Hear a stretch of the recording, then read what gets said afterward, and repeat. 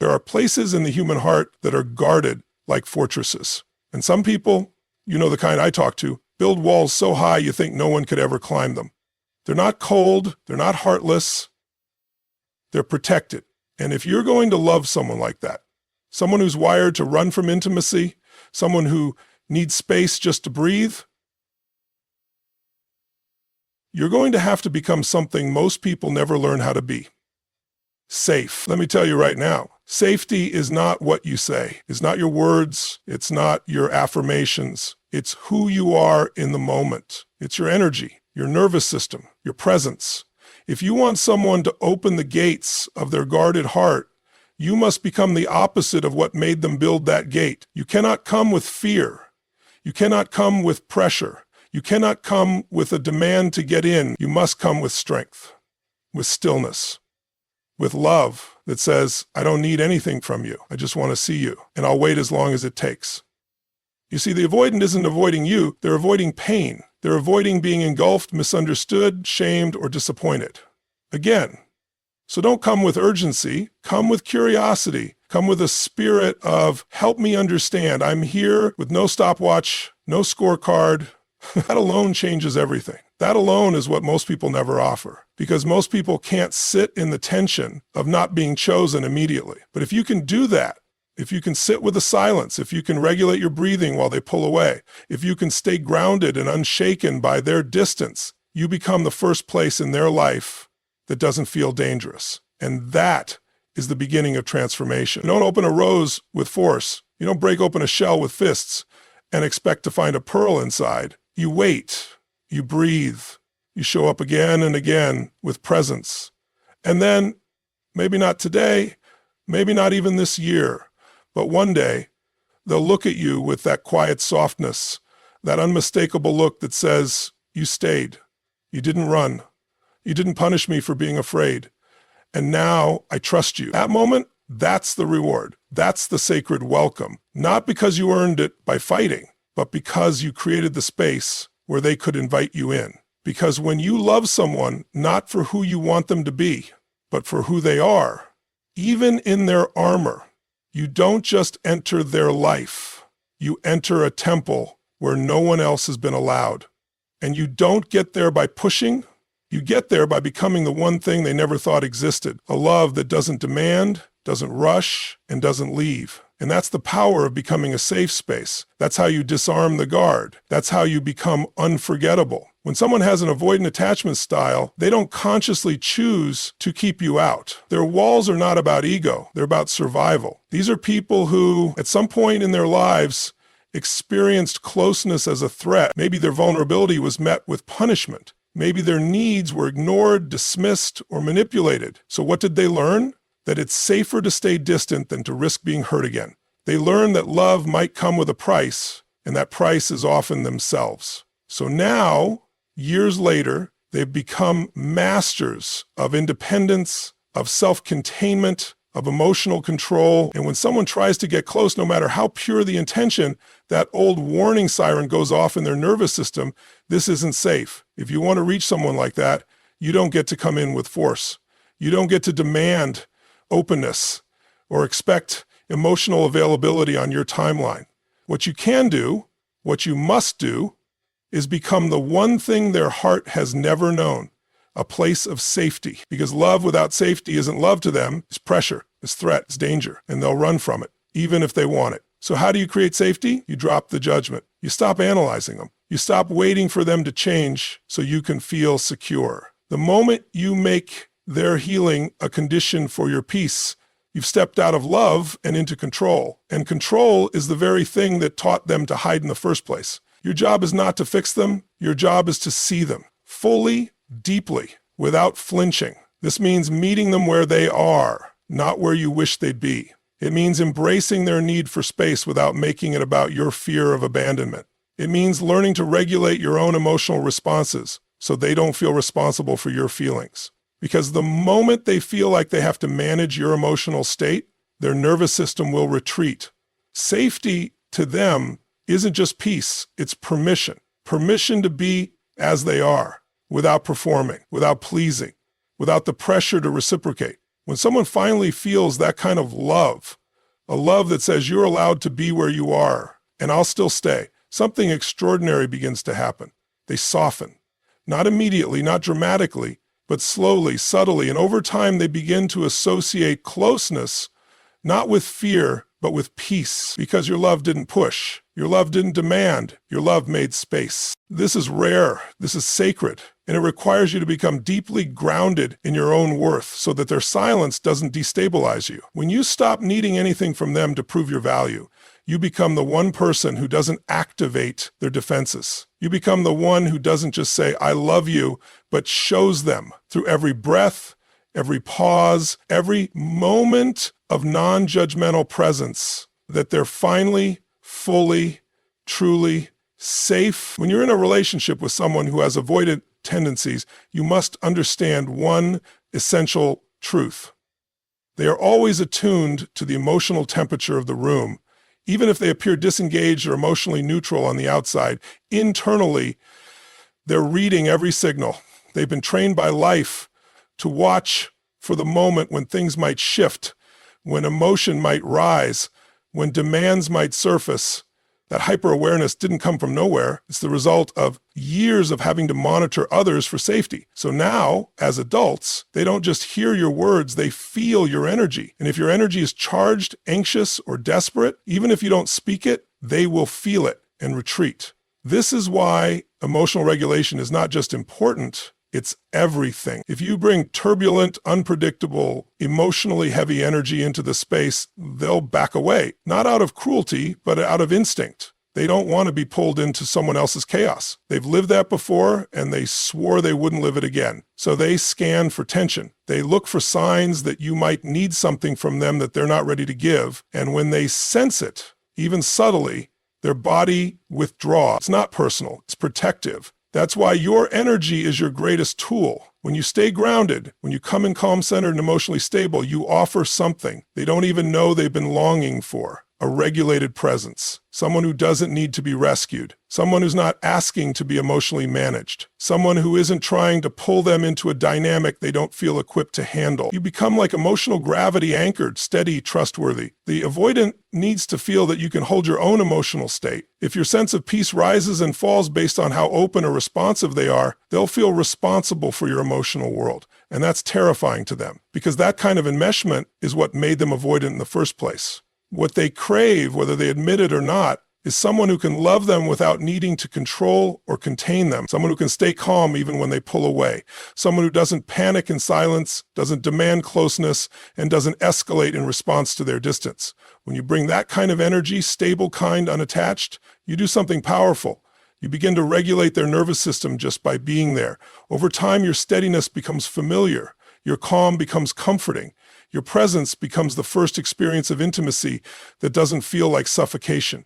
That is when they begin to open, not because you ask them to, but because their body finally believes it's safe. And here's the truth. The person who can stay regulated in the presence of someone else's fear is the one who changes everything. Not by force, not by persuasion, but by simply being the steady rhythm in a world that once felt too loud, too demanding, too unsafe. Your energy becomes the bridge that no one else could build. When you're engaging with someone who leans avoidant, you have to remember that the walls they've built aren't there to keep you out. They're there to keep pain out. And pain often came in the form of control. When someone once tried to manage, fix, or reshape them under the name of love, it didn't feel like care. It felt like entrapment. So now, even the subtlest attempts to direct their inner world trigger alarm bells. That's why you can't come in trying to fix them, or heal them, or even help them. You have to let go of that agenda completely, because even if your intention is pure, they will sense the pressure. And pressure to someone avoidant is the language of danger. Instead, you must trade control for curiosity. Curiosity is non-threatening, it's open, it's invitational. When you're curious, you're not forcing anything. You're not dragging the conversation into vulnerability. You're simply holding space for what wants to emerge.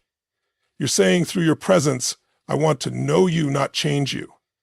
And that is rare, because most people, even the well-meaning ones, come with the subtle need to direct the emotional flow. They want resolution, they want reciprocity. But avoidance open when they're allowed to do so at their own pace on their own term. Curiosity sounds like presence. It's in your tone, your body language, the way you hold your silence. It's asking, what was that like for you? Instead of, why don't you just talk to me more? It's noticing the nuance in their responses. Not just what they say, but what they pause before saying. The avoidant person isn't trying to be mysterious, they're trying to be safe. And sometimes safety means calculating the risk of being honest. If you rush that process, if you try to pull them forward with your questions or push them deeper than they're ready to go, they will instinctively shut the door. But if you stay in curiosity, genuine, grounded, warm curiosity, you become an anomaly in their world. You become someone who isn't here to fix or shape or repair. You're simply here to witness, to listen, to learn. That presence alone is healing because it gives them something they never got, the freedom to be known without being controlled. And here's what's beautiful. When they feel that space, they begin to share. Not everything, not all at once, but little pieces, a sentence, a memory, a sigh. And if you stay present in those moments, if you don't rush in to interpret or rescue or offer solutions, you signal something deeper than words. You are safe to be seen here. That is when trust begins. That is when the walls, long held and fiercely guarded, begin to lower, not out of obligation, but out of genuine desire. Because when someone feels your curiosity isn't a tactic but a truth, when they sense that your interest is without agenda, they begin to feel what they never expected to feel in relationship: freedom. And freedom is the only soil in which trust can truly grow. Trust is not something you can force into existence, doesn't bloom because you've proven your worth or shown up for a few consistent days. Trust, real, soul-deep trust, emerges when someone feels emotionally safe over time, especially in the case of someone with avoidant tendencies. Trust is not a transaction. It's a slow offering. It's given, not taken. And that offering happens only when their body, not just their mind, begins to believe that closeness no longer equals danger. That's why you cannot rush this process. You cannot approach their trust like a goal to be achieved, because the very energy of rushing says something to their subconscious: I want something from you. And for someone who's built their identity on emotional independence, that becomes a red flag. It reminds them of the environments where they were expected to show up in a certain way to be accepted. So when you push, even gently, you're not moving them closer to you. You're pushing them back into their fortress, back behind the walls you're trying to reach. The avoidant doesn't just want space, they need it. And not because they don't care about connection, but because they care so deeply that they've had to learn to protect that tenderness at all costs. So what happens when someone finally respects their timing? What happens when someone says, take your time? I'm not here to rush you. I'm here to walk beside you, not with words, but with action, with consistency, with emotional steadiness. That's when the nervous system begins to relax. That's when the body no longer tenses at the sound of vulnerability. Because what's happening in those slow moments isn't small, it's sacred. They're learning one interaction at a time that maybe not all closeness suffocates. Maybe not every invitation to open is a trap. Maybe this time the person in front of them is here to stay. Not just when it's easy, not just when it's comfortable, but even when it's quiet, even when it's awkward, even when they pull away. This is where your presence becomes the healer. Not your fixing, not your problem solving, just your presence, your stillness, your trust in the divine timing of their readiness. Because sometimes what a guarded heart needs most is not to be cracked open, but simply not to be pushed.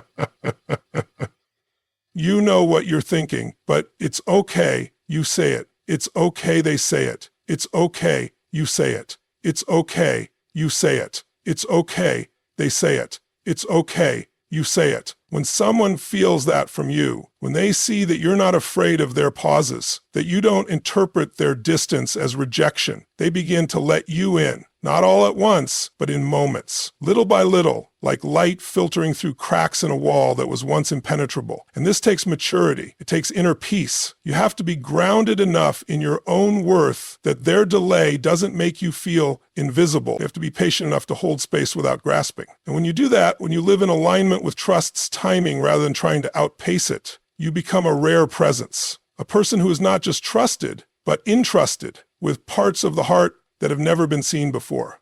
When you're in the presence of someone who is avoidant, what you see is rarely what's really there. On the outside, you might see composure, logic, self-sufficiency. You might hear them say, I'm fine, or I don't need to talk about it, or it's not a big deal. But beneath that composed surface, there's another story, a quiet, hidden one they rarely let anyone close enough to hear. Behind the armor is someone deeply sensitive, deeply intuitive, often deeply afraid of being overwhelmed, consumed, or misunderstood.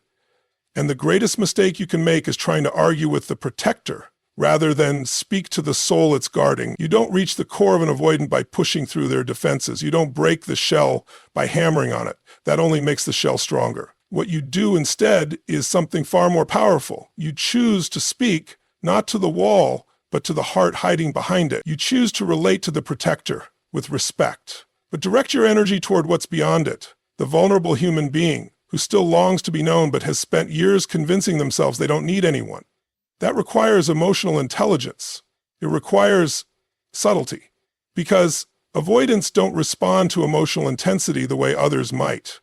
They don't trust big speeches, grand gestures, or overexposure. What they respond to is calm presence, someone who sees through the performance of strength and gently says, with their energy, not their words, I know there's more to you, and I can wait for it.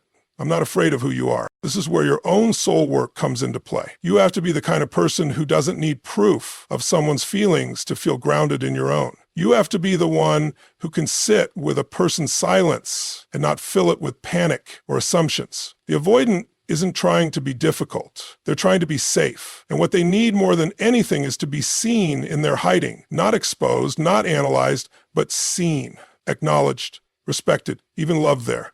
When they feel that, when they realize you're not trying to tear down their guard, but you're willing to sit beside it patiently without demand, something begins to change. They begin to soften, not because you crack the code, but because they feel something they've rarely felt in connection. Safety without strings, acceptance without effort, love without the fear of being devoured. You speak to their soul by listening more than talking, by noticing more than explaining, by holding space instead of rushing to fill it. That's where transformation begins. That's where trust is born. And that's where someone who's spent a lifetime behind a wall starts to believe that maybe, just maybe, they don't have to keep hiding anymore. Because finally, someone isn't trying to get past their guard. Someone is speaking to the part of them that put it up in the first place. The most powerful kind of love is the kind that doesn't keep score. It's the kind of love that isn't measured by what it gets back, but by what it gives freely. And for someone with an avoidant attachment style, someone who's used to people needing things from them, wanting them to change, to open, to give more than they're ready for, this kind of love is revolutionary, because most of their experiences with closeness came with pressure. They were expected to perform emotionally, to reassure constantly, to give more than they felt safe giving. So now, when someone shows up wanting nothing but to love them without strings, it catches them completely off guard. You don't disarm an avoidant by needing something from them. You disarm them by being the one person who can offer love without demand. That doesn't mean you become passive. It doesn't mean you tolerate being ignored or mistreated. It means you love from overflow, not emptiness. It means your love is a gift, not a transaction. When your presence doesn't come with a silent expectation of reciprocity, it allows them to exhale in a way they rarely do. They don't trust words, they trust consistency, they trust energy, they trust presence that doesn't shift when they pull away, when they get quiet, when they need time. And when you become that presence, when you remain steady and grounded, even when the connection feels distant, you are doing something sacred. You're showing them a version of love they never believed existed. A love that doesn't punish, a love that doesn't retreat when things aren't perfect, a love that says, I see you, and I'm not here to change you. I'm here because I want to be. This kind of love requires maturity. It requires that you don't collapse into insecurity when they don't open up fast enough, that you don't spiral into resentment when they don't mirror your affection right away. Because if your love is secretly a test, they will fail it. Not because they don't care, but because their nervous system won't allow them to pass. But when your love isn't a test, when it's an offering, a steady light, a calm presence, they will begin to feel something different in their body, safety. And with safety comes softening. When you are willing to love without needing reward, you make it safe for them to show up as they are, not as they think they're supposed to be. You love them in a way that says, you don't have to impress me, you don't have to fix yourself, you just have to be. And that kind of space is something they've been searching for, whether they realize it or not. The irony is, when you stop trying to get anything from them, attention, words, vulnerability, they often start to give you those things freely, not because you pressured them into it, but because they finally feel free to give, free to feel, free to trust that your love is real, not conditional. That's when you're no longer a threat, you're a refuge, and that's when the walls start to fall, not by force, but by choice. So if you truly want to be welcomed where no one else has been, don't try to force your way in. Become the kind of presence that makes walls unnecessary. When your love is steady, judgment-free, and given without demand, you don't just create connection, you become a safe haven in a world that's felt unsafe for too long. Thank you for showing up with a heart ready to grow, to understand, and to love deeper than before. Your courage to transform yourself is the key that unlocks the guarded hearts around you.